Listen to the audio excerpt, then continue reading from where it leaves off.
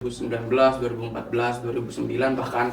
Nah, maka yang harus dipahami adalah bahwa ini adalah suatu bagian dari proses demokrasi. Sungguh, Tuhan hanya memberi hidup satu kepadaku. Tidak ada manusia mempunyai hidup dua atau hidup tiga. Tetapi hidup satu ini akan kuberikan insya Allah subhanahu wa ta'ala 100% kepada pembangunan tanah air dan bangsa.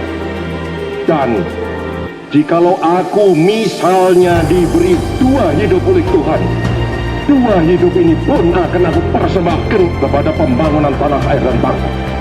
Maka aku minta kepada kita sekalian, marilah kita sekalian bersama-sama mengabdi kepada tanah air dan bangsa itu. Inilah amanatku kepadamu sekalian.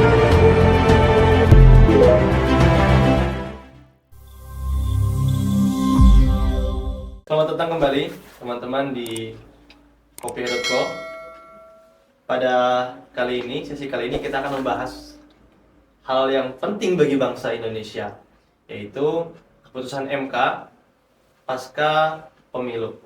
Nah, pada sesi kali ini saya tidak sendirian, sudah ditemani oleh Muhammad Akmal Harfiansyah. Terima kasih sudah Mas Akmal mengundang berkali-kali ke podcast. Sebenarnya podcast milik bersama. Betul. Nah, Mas Akmal, kita lagi ketar-ketir nih menunggu hasil putusan MK di tanggal 22 April katanya nanti ya. Iya. Nah, bagaimana sidang yang kemarin sudah dilaksanakan cukup keras, cukup dinamis dan cukup dialektis. Asik juga kita nonton. Iya, jadi banyak belajar lah ya. Betul. Banyak dapat insight baru. Kebetulan kalau sidang di sini lagi sahur kemarin ya. Iya, betul. Puasa. Jadi lagi sahur, kita nonton sidang, asik juga ternyata. Nah, bagaimana Mas Akmal melihat dinamika yang ada ketika sidang di MK kemarin? Pertama-tama yang harus disampaikan ya bahwa sebetulnya sidang sengketa Pilpres ini bukan suatu hal yang baru di negara kita, dan itu dijamin oleh hukum negara juga bahwa barang siapa yang memang ingin membawa suatu kasus sengketa pemilu ke MK ya sah-sah saja gitu.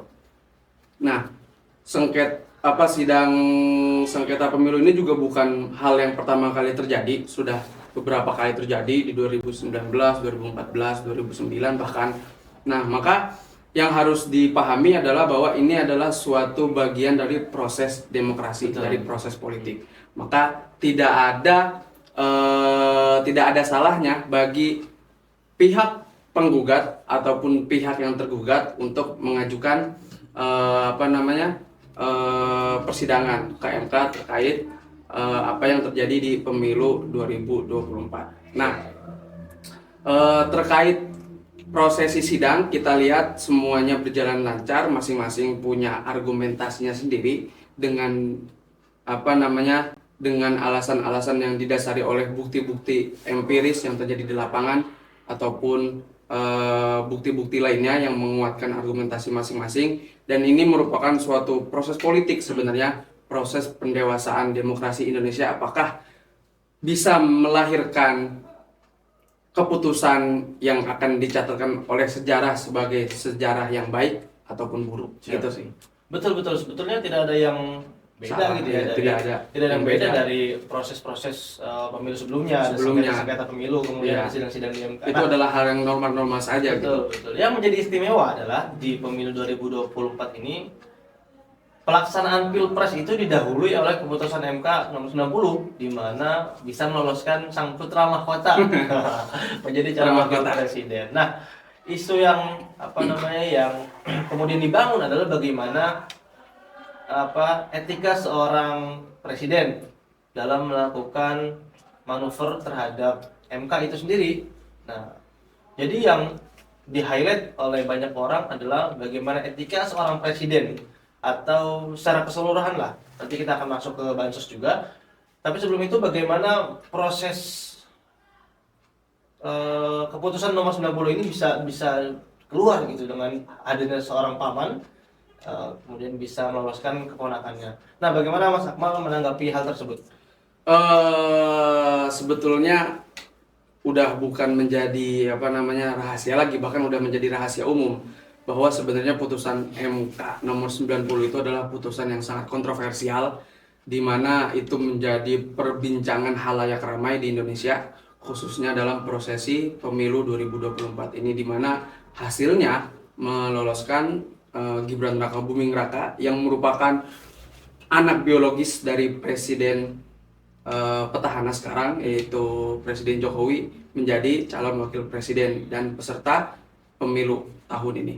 Nah, di putusan MK ini banyak kontroversi yang membuat putusan ini menjadi suatu putusan yang sebetulnya mengikat tetapi terkesan cacat. Ya. Salah satunya adalah hilangnya unsur etika dalam pertimbangan keputusan para hakim. Ditambah dengan adanya hubungan kekeluargaan yang melibatkan seorang paman dari keluarga presiden untuk memutuskan keikutsertaan Gibran dalam prosesi pemilihan umum 2024. Nah, unsur terbesarnya yaitu adalah hilangnya etika moralitas yang salah satunya menjadi dasar dalam legalitas hukum, moralitas hukum, institusional lembaga-lembaga hukum Indonesia yang selalu mengedepankan etika, tiba-tiba dikesampingkan, bahkan dihilangkan sama sekali dalam memutuskan putusan Amar nomor 90 Mahkamah Konstitusi ini. Gitu sih. Nah, tapi kan dalil yang selalu dikemukakan oleh kubu mereka adalah oh ini demokrasi, bos. Betul. Jadi apa namanya, ya silakan aja kalian mau bilang nggak ada tidak beretika, tetapi kan yang milih toh rakyat juga. Betul, gitu. Nah betul, itu betul. yang selalu digaungkan oleh mereka, gimana mas? Memang secara putusan MK itu adalah putusan yang mengikat dan sah secara hukum. Akan tetapi ada pertimbangan-pertimbangan lain yang selalu menjadi tolak ukur bangsa Indonesia dalam menjalani prosesi demokrasi dalam pendewasaan politik, yaitu unsur etika.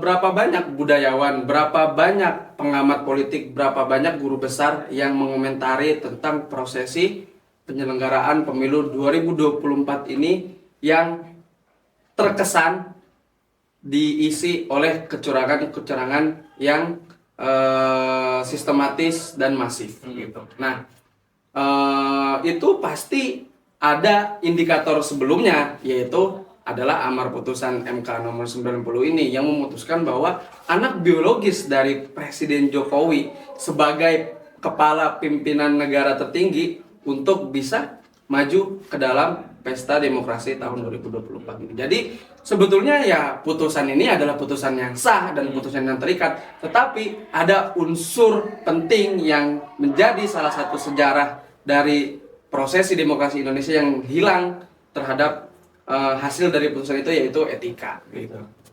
Implikasinya adalah setelah putusan itu, bagaimana pemerintahan Bapak Jokowi itu melakukan serangkaian kegiatan-kegiatan yang mengarah Betul. kepada kampanye Betul. sang anak. Betul. Contoh pemberian bansos yang masif Betul. di beberapa daerah, pemberian bansos yang masif, kemudian juga pengarahan aparat. Nah, ya, jadi gimana menurut Mas Akmal itu melihat ada usaha Presiden Jokowi untuk ikut memenangkan pasangan calon? Sebetulnya itu adalah suatu hal yang seharusnya tidak dilaksanakan oleh seorang presiden. Yang kita tahu bahwa ketika presiden sudah selesai, sudah purna tugas dari jabatannya, ia akan menjadi seorang negarawan, ia akan menjadi seorang guru bangsa, dan sepatutnya tidak dilakukan hal-hal yang malah membuat seorang presiden menghilangkan sisi kenegarawannya. Bahkan malah terkesan seorang presiden atau bahkan Presiden Joko Widodo ini adalah seorang maklar politik. Dia bahkan berusaha untuk memenuhi kebutuhan-kebutuhan keluarganya, kepentingan-kepentingan koloninya untuk kemaslahatan pribadi ataupun kelompok-kelompok yang diuntungkan oleh mereka-mereka. Nah, melihat hal ini tentu merupakan suatu proses kemunduran yang tidak disadari secara langsung sebetulnya. Akan tetapi kita tidak bisa kita tidak bisa menutup mata kita bahwa memang Presiden Jokowi ini selama prosesi pemilu 2024 ini cukup masif ya melaksanakan kegiatan-kegiatan yang terkesan menunjang elektoral anaknya, yaitu Gibran Rakabuming Raka. Beberapa kali Presiden Jokowi membagikan bansos di tempat-tempat yang menjadi lumbung pemilihan suara terbesar di Indonesia. Beberapa kali, bahkan sering Presiden Jokowi pergi ke Jawa Tengah untuk melakukan itu. Nah, inilah yang menjadi salah satu indikator yang menyebabkan adanya kontroversi, adanya dugaan bahwa Presiden Jokowi melaksanakan pemilu 2024 dengan kecurangan yang terstruktur, sistematis, dan masif.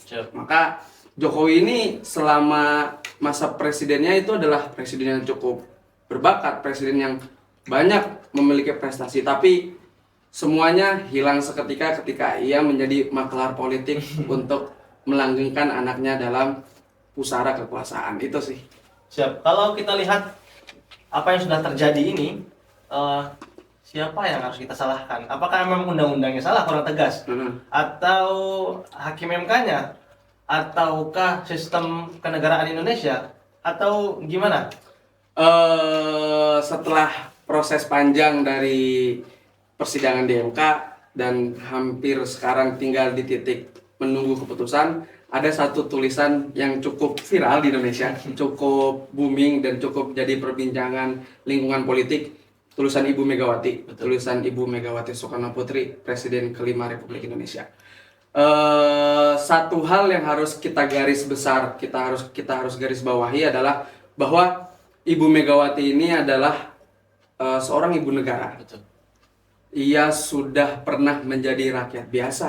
Ia pernah menjadi anak presiden, ia pernah menjadi wakil presiden, ia pernah menjadi presiden, ia pernah menjadi anggota DPR. Pengalaman yang begitu panjang membuat Ibu Megawati banyak bahkan sudah mengetahui seluk-beluk apa yang terjadi di dalam politik keindonesiaan. Nah, tulisan Ibu Megawati ini harus kita garis bawahi sebagai tulisan tulus dari seorang yang telah menjadi rakyat biasa, yang telah menjadi rakyat sebagaimana kita, yang tulus melihat bagaimana kondisi negara ini.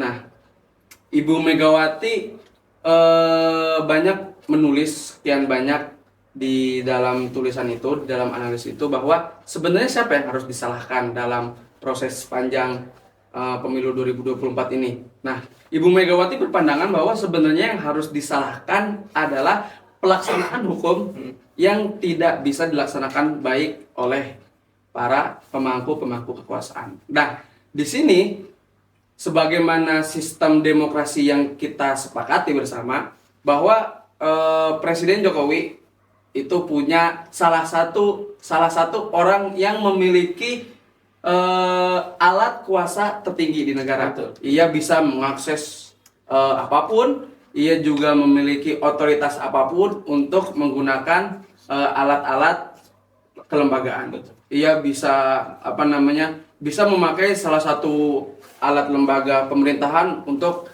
memenangkan elektoral dari anaknya. Ia bisa apapun. Nah, Presiden Jokowi sangat disayangkan tidak bisa menjamin prosesi pemilu tahun 2024 ini diselenggarakan dengan luber dan jurdil. Bahkan terkesan pemilu 2024 ini terkesan pemilu yang sangat dinodai oleh kecurangan yang terstruktur, sistematis, dan masif. Baru dimulai udah tahu pemenangnya. Nah, bahkan kita sudah bisa menebak siapa peraih suara tertinggi.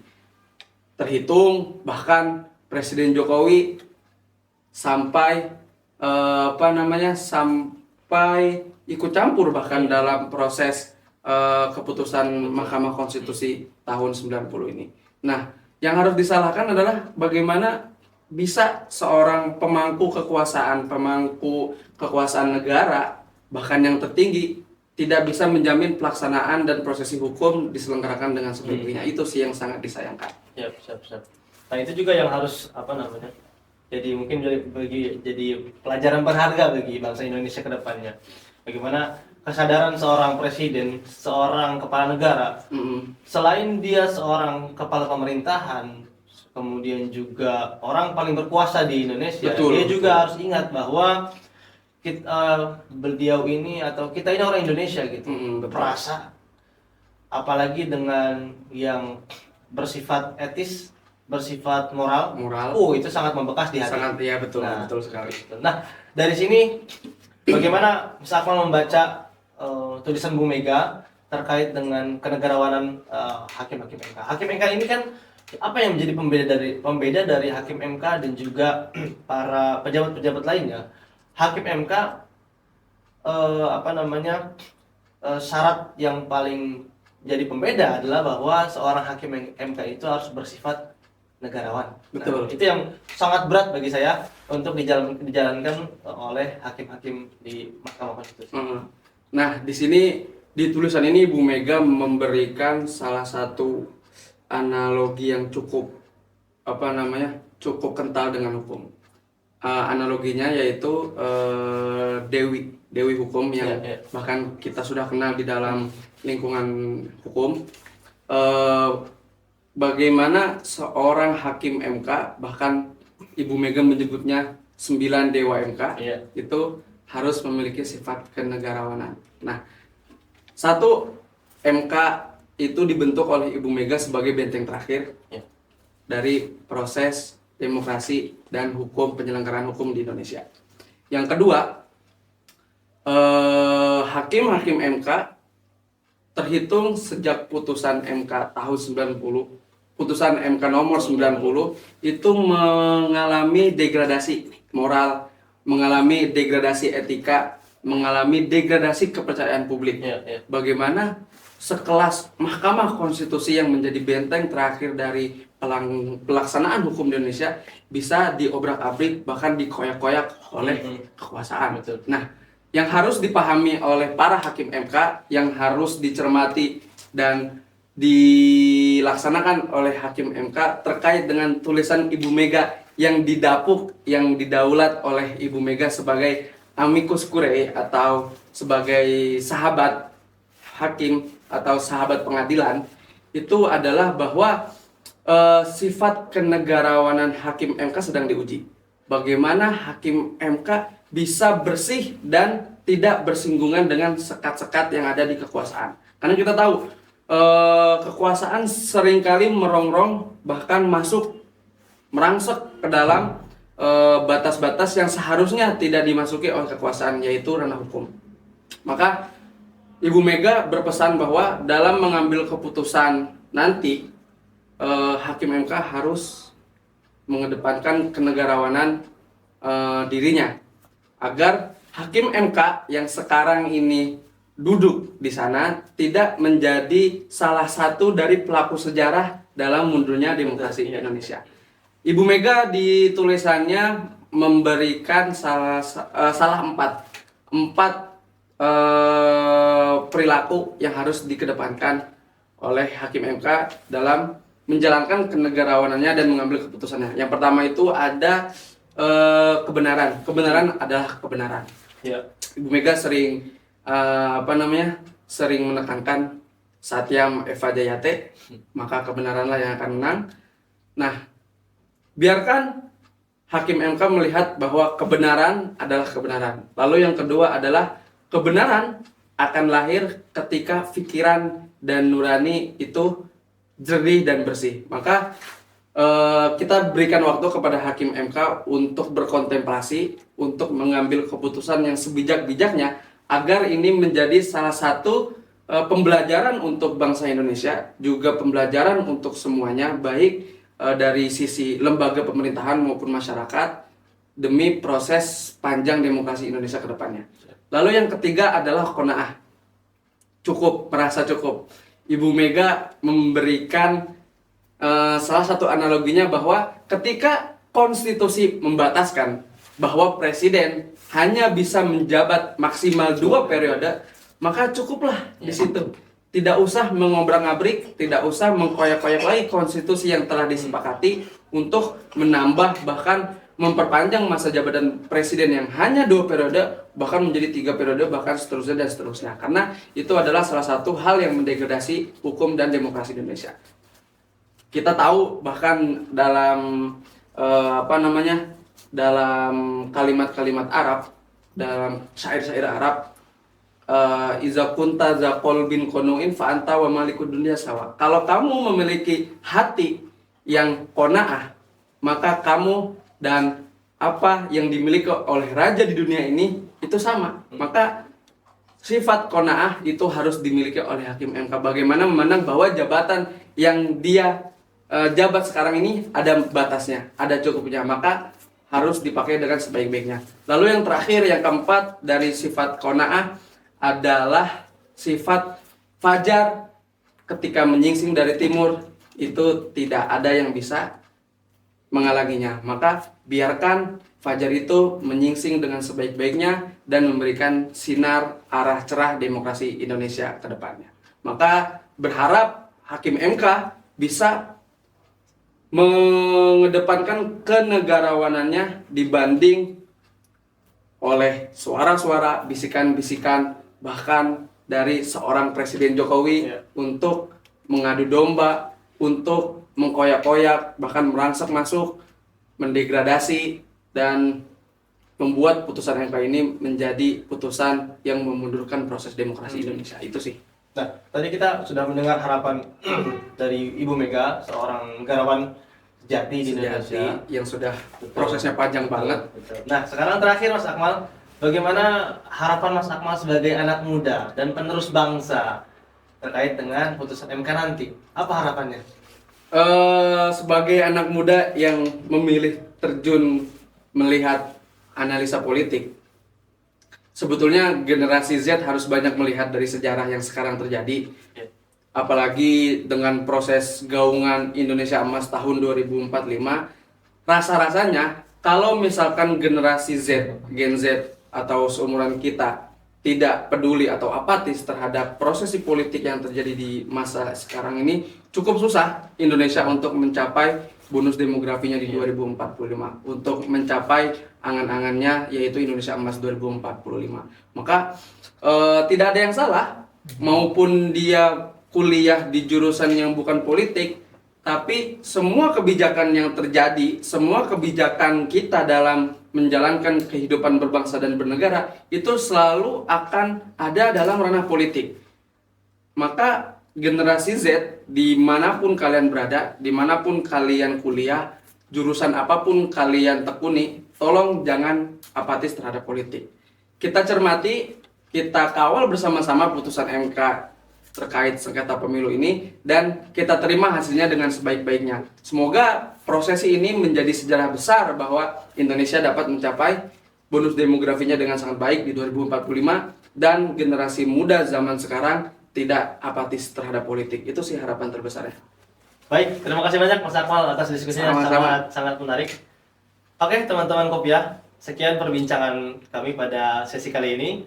Kita nanti proses daripada sengketa pemilu ini supaya memberikan rasa kepuasan dan ketenangan hati bagi rakyat Indonesia, terutama bagi anak-anak muda yang akan menjadi penerus-penerus bangsa. Terima kasih teman-teman Kopiah sudah menonton acara ini.